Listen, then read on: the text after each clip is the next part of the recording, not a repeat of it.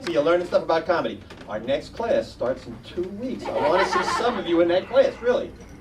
Trust me, you're going to have fun. I mean, what's wrong? You come and you're laughing at somebody else's jokes? How's that a bad night? It's a good night.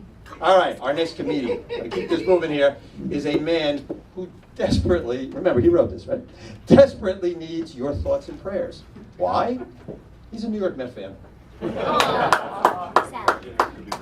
Please welcome the long-suffering Richard Vaughn.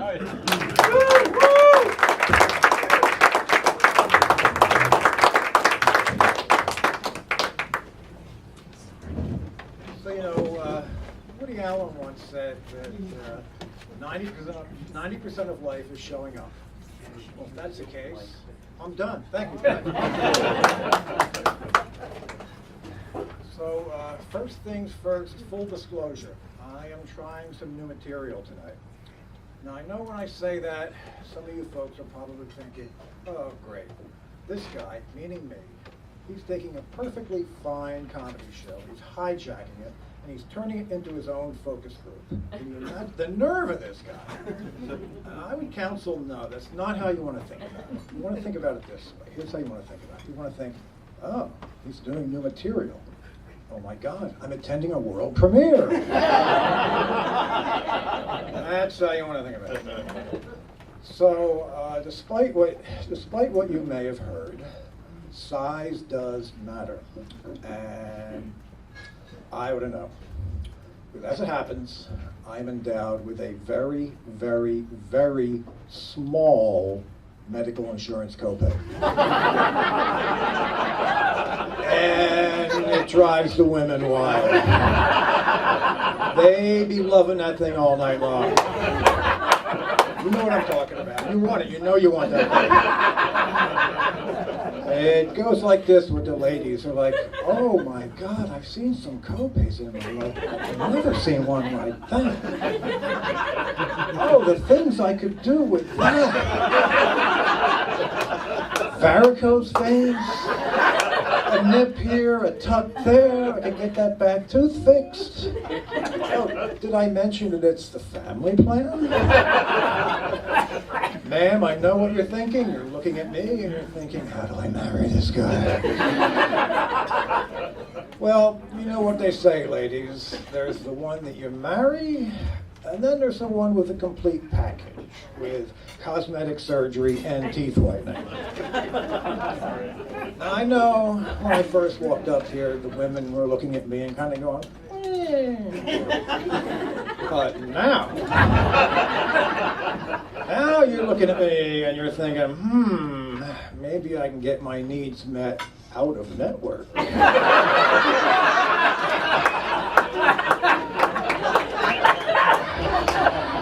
Or maybe with a new provider.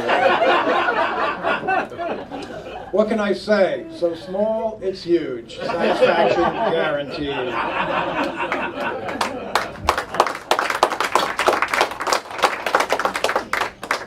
Now, I'm a bit of a word nerd. And to me, one of the most unfortunate and boring words in the English language is the word brown. Now, just listen to it. It just goes round, round, round. The poor thing can't get out of its own way. Right? And then there's what the word actually means. I mean, it's only the most boring color we have, right? I mean, nobody ever says, hey, let's spice this up and put some brown in it. No, they say, that doesn't look good. Take the brown out. So, and then there's a connotation. It's like, oh, that guy's a brown noser. Or oh, in Manhattan today, there was a brownout. And, of course, Hitler had his brown shirts. So, all the leaves are brown and the sky is gray. I got to go 3,000 miles just to get away from all this brown. And it even extends to the athletic arena. Did you know that there was a one-armed outfielder who played in the major leagues? And there was a midget once who appeared in a Major League Baseball game? And guess what? They both played for the St. Louis Browns. So Brown gets no respect, no sympathy. But what makes it worse is it ain't easy being green. Yo, Kermit, walk a mile in brown shoes, okay? And tell me how easy being green ain't. All right? Let's start with the word, okay? The word green has two long vowels right next to each other. So when it comes out green, people like saying that word. It makes them happy. It makes them smile. Green. Try smiling when you say the word brown. You can't do it. And then everywhere you go these days, what do you see? Go green, go green, go green. Where do you ever see go brown? Nowhere. Green is the color of a shamrock and the luck of the Irish. Brown is the color of the Irish potato famine. Green is the color of a lush and beautiful lawn. Brown is the color of that lawn when it dies. When you're driving, green means go, go, go. Brown means you just drove into a ditch. Green is the color of the Super Bowl champion Philadelphia Eagles. Thank you. Brown is the color of the last place Cleveland Browns. You think that's a coincidence? Not so much. Finally, green is the color of money. Hold your applause. Green is the color of money. Brown is the color of poop. I rest my case. What can brown do for you? Absolutely nothing.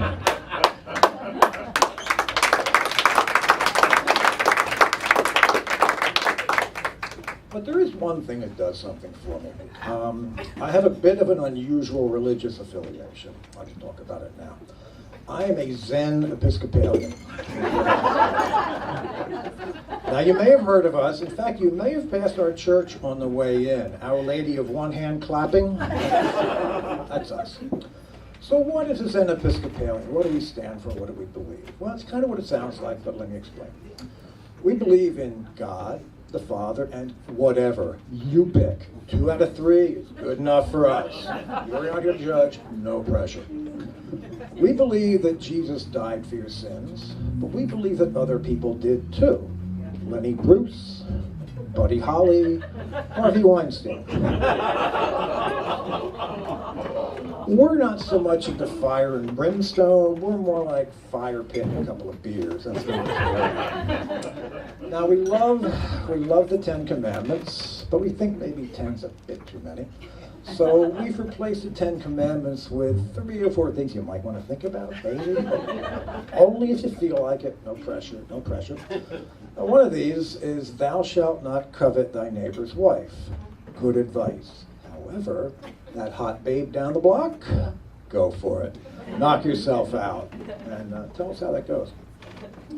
Secondly, remember the Sabbath. Okay, we get it. We know that we lost the Sabbath a long time ago to the National Football League. Okay? We get it. We get that. But it would be really nice if on the Sabbath day, when you're making your halftime beer run, if you just drive by our church and give us a little wave, it'd be a really nice way to remember the Sabbath.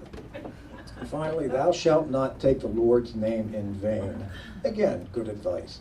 But again, if you're watching the football on Sunday and your team royally screws up and you want to go, God damn it, we're okay with that. That's just fine.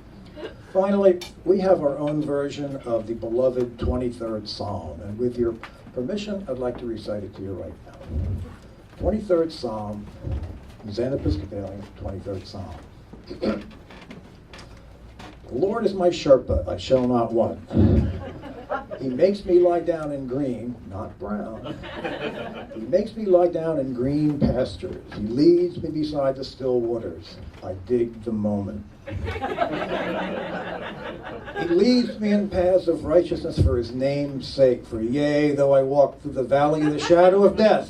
It's cool, it's cool, it's totally cool. He prepareth a table before me. No meat or dairy products. He anointeth my head with oil. No trans fats. Surely goodness and mercy shall follow me all the rest of my days, and I will dwell in the Airbnb of the Lord forever. In the name of the Father, and the sun, and the king of rock and roll. My name is Richard Vaughn. Thank you and good night.